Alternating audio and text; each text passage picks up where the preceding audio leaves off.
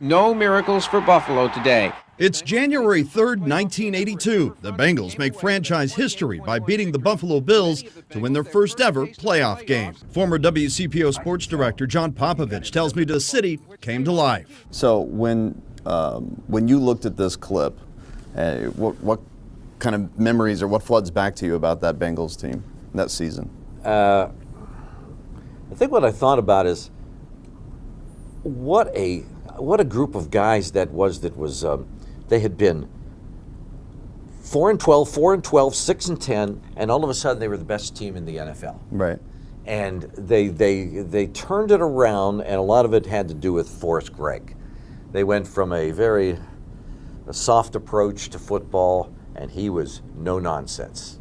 But they also got a guy like Anderson was a terrific quarterback. A lot of people thought he was near the end of his term. But then all of a sudden he started to have the same success like a Joe Burrow has, because he had Isaac Curtis, he had Chris Collinsworth, he had Steve Kreider, he had M.L. Harris, he had Dan Ross. A lot of targets. And then he had a couple of good running backs, Charles Alexander, Pete Johnson, Archie Griffin. They were able to do a lot of different things, just like this Bengals team is able to do now. So they were able to attack you in a lot of different ways, and that's what I thought about. The other thing I thought about is how horrible was that AstroTurf? That's what I saw. Oh my gosh, to think about that and think about guys playing with that in January. Right. That was very difficult. To make a comparison, because you spoke about kind of the seasons leading up to this particular season, it mirrors really what the Bengals, I think, were kind of going through, because they were like, all right, we're never going to get to the playoffs again. We're never going to get back. And then all of a sudden Burrow comes along and you end up at the Super Bowl. Yeah, it's funny. You just need a couple of people to make a difference. Burrow, obviously, and Jamar Chase and T. Higgins. And right. These guys make a big difference here. With the Bengals, it was Anthony Munoz coming and joining the team in '80. Then Collinsworth, Verser, and some of the guys just matured. The Bengals had in those days, they had a lot of high draft picks. Mm-hmm. They were expected to, they had good players. They just didn't seem to come together, but it was in this year, and with Hank Bullock came in and led the defense. Lindy Infante was a very creative offensive mind. They were able to do some things they hadn't done in the past. And again, there was discipline there that Forrest Gregg brought that this team didn't have in the past. And you talk about that perfect recipe. It sometimes can be just that one play that turns the tide, or that one player, or maybe it's that one coach that really changes the whole recipe, and it goes from, that was a decent pancake, but to oh my God, this is the best pancake I've ever eaten in my life. No, you're right. It just takes Now, Collinsworth not only added a good receiving threat, because Isaac Curtis was one of the best receivers in football. Mm-hmm. But Collinsworth all of a sudden gave new life, plus he gave this team some personality. And that was one of the things it had. And I've never seen this city as electric as it was this year, the 1981 season. Mm-hmm. The Bengals came from nowhere. All of a sudden, they were the number one seed in the AFC. And it kept getting better and better, and you just saw it building inside the stadium, outside the stadium, just everybody talking about the Bengals. And this was like a 6-minute piece that was done on the Bengals at that time. That would be unheard of today. but it was because they couldn't get enough. But you're right, there's just certain people that come in, and again, you add the best left tackle maybe in the history of football with Munoz, and then you put Collinsworth in the mix, and some other guys. Kenny Anderson had targets then. Mm-hmm. And it happened the same way. The Bengals were decent. Joe Burrow came in, and then all of a sudden a lot of things started to mature here too. And that buzz began to build here. We started seeing large crowds gathering. The fans wanted to be hanging out after the game to say, to wave at the players when they left the stadium, instead of, they're grumbling at the bar because they lost again. They had a buzz about them. Greg, this was the same time that Jeff Ruby opened the precinct.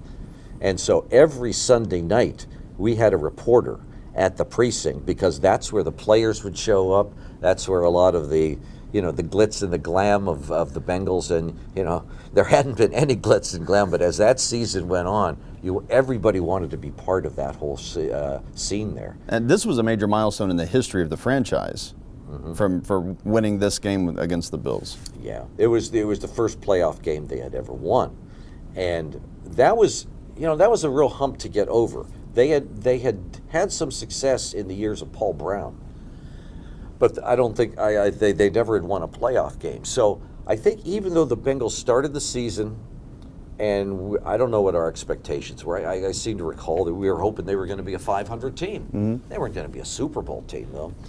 But as it went on, all of a sudden you realize this is a team that's really good. But so they were the number 1 seed in the AFC going into the playoffs, but you still thought, when are they going to fall on their face? Because during the course of that season, I think they had won their first 2 games, then they lost to Cleveland. Then they won a few games. Then they went down and lost to a bad New Orleans team, lost to Houston, I think. But then came November, 5 straight wins in November. They called it the November to Remember. And all of a sudden they picked up a pace, and they barely lost again. They were really terrific. But it's that momentum that you get. It's almost like what you're seeing of this team right now. Yeah. They seem like they found a pace, they found a rhythm, and even though they've lost some of their top players here, they've managed to overcome that. And the parallel is, you can't ignore it. I mean, what you're talking about, a November to remember, we've gone through the November to remember, sliding into December, clearly with the momentum and the most recent win. Psychologically, to get over the Cleveland Browns hump, you talk about getting over a playoff hump and winning a playoff. I almost feel like the Bengals and Joe Burrow himself, they needed to win against Cleveland. That was a major hump to psychologically, I would think, to get past, and not only beat them, but beat them at home. Beat them at home is important, and you can never minimize the Battle of Ohio. I don't care how good one team is bad. It is. It's.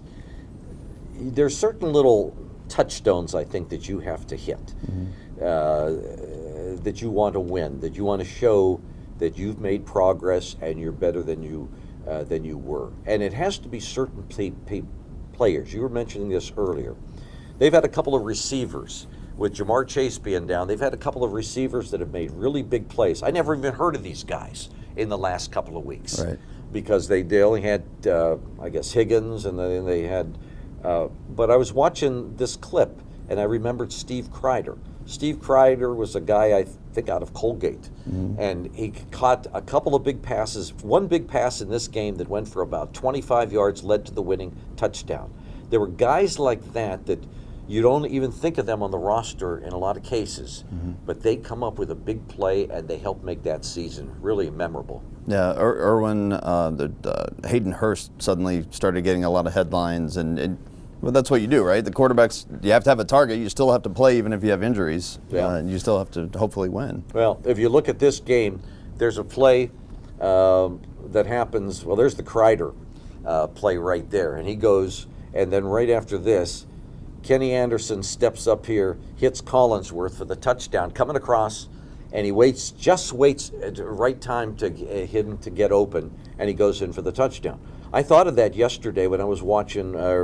I thought of that when Burrow had a guy coming at him, the defender stepped up, he flipped off. I think, was it to Hurst? But it was a first down play. I think it was to Hurst. Yeah. And it was like that timing. He has it, Kenny Anderson has it, they could throw every pass in the book. It cracks me up when I look at this old video, how big their shoulder pads and their uniforms were back then compared to today. Hip pads and shoulder pads and all those things. The stadium, from what I'm able to gather, and I haven't been to a game yet this year, is very loud. And this is when I really first started to hear the noise of the Bengals stadium and the yelling and the banners and just the carrying on. This was the first season I had seen it, and because those fans were energized. Oh my gosh! It was like it was all pent up. There was a play toward the end of this game. I don't think it's in this, but I'd have to look it up. But the Bengals had scored. They had gone ahead 28-21. And then the Bills Oh, it was still quite a bit of time left in the fourth period. They're working their way down. They got to about the 20-yard line of the Bengals. It's 4th down and 4. They go in, throws a little pass to the sidelines. Joe Ferguson threw a pass, I forget to who, but it was a 1st down. Right. Flag goes down. Called for too much time. They had let the clock run down, and they couldn't hear the snap count because of the noise in the stadium. They moved it back 5 yards. It was 4th and 9. He misses on the 4th down there. That gave the ball back to the Bengals, and they were able to pretty much run out the clock after that. Wow. But that was and right before that, I remember, because I remember watching this thing afterwards, and it was 4th down and 4, and the Bills, and the place was getting noisy, and Dick Enberg and Merlin Olsen were doing the game on NBC, and Dick Enberg said something like, "Here comes the 12th man. Listen to that 12th man here at the stadium." And it got really, really loud. And sure enough, it played a part in that game. Yeah, and the 12th man, of course, Seattle's used that for many years, Yep. celebrating the 12th man. This season, can the Bengals beat the Bills? Can we see a replay, essentially, of the '82 game here? Do you think that's possible? The Bills are pretty tough. The Bills are very tough, and they have a great quarterback. But I'll tell you what, if they could play him here, I feel a lot better about it.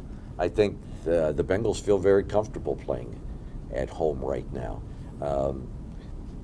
That Bills team was awfully good. The Bengals had beaten them in overtime during the regular season, then came back and beat them in the playoffs. But if you look at the stats from this game, they were very close.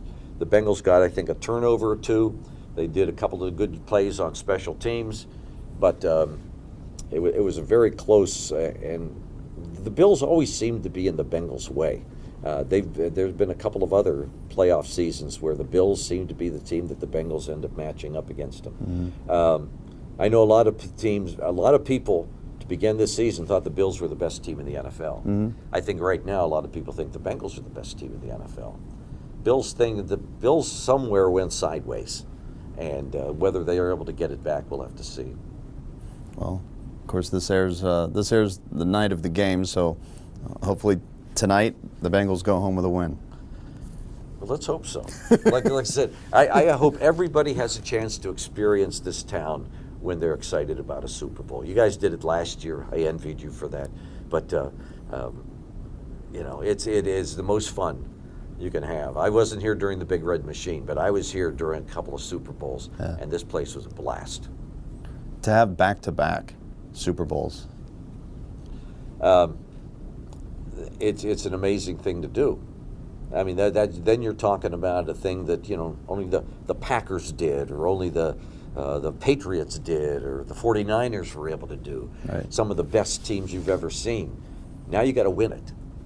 That's the key now. Yeah. The Bengals have been there 3 times and are 0-3.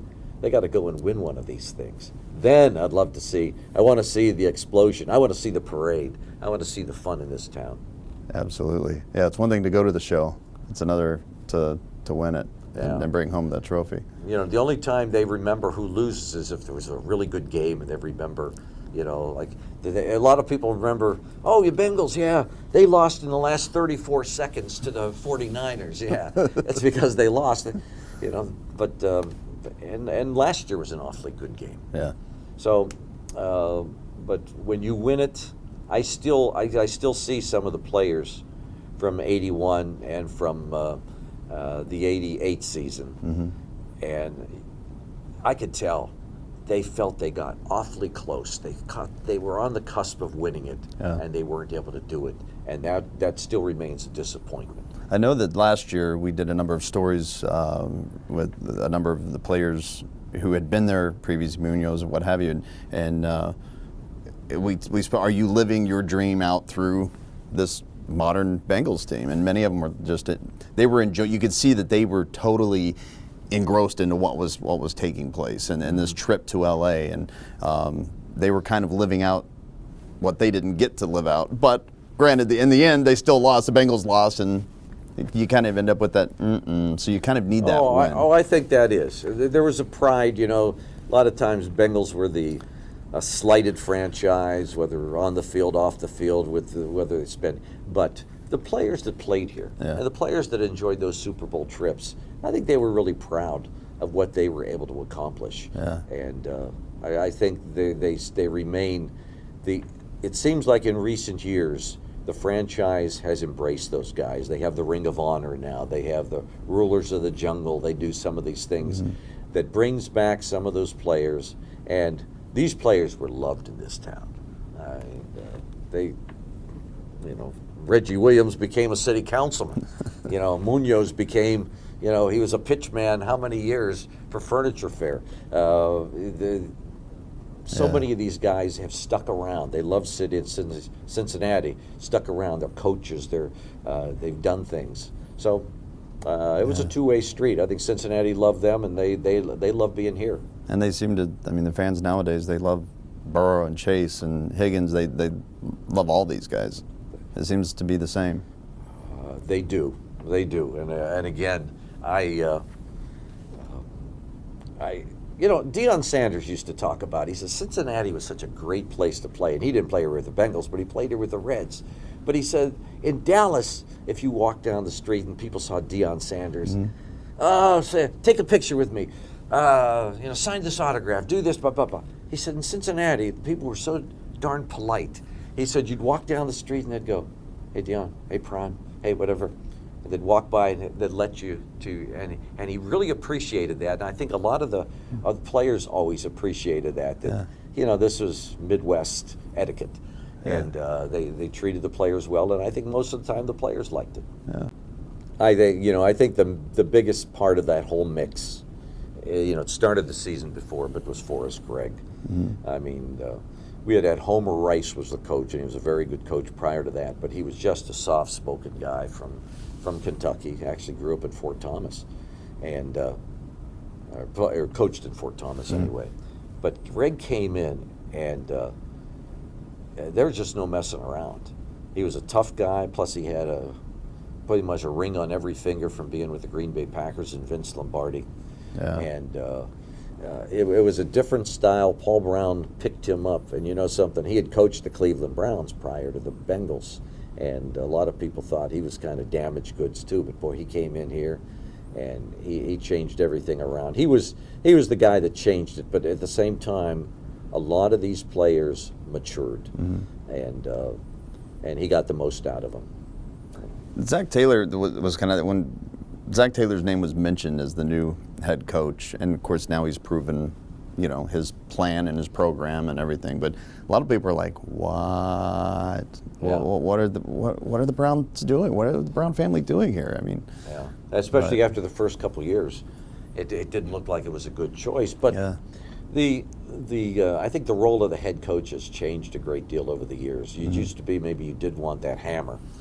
Now you want a person who's innovative, who can relate to the players a little bit better. That you don't have to be their friend, but you have to you don't have to be their enemy either. Right. And plus he came with a fairly good reputation after leaving the Rams, and with McVay, and knowing, and I think he's put a good staff together. His defensive coordinator, Lou Anarumo, has done a great job, and that's the one thing I think that's come together on this team that I didn't see coming, was how good the defense has been. And they've even lost a couple of key players, yet they've continued to be good.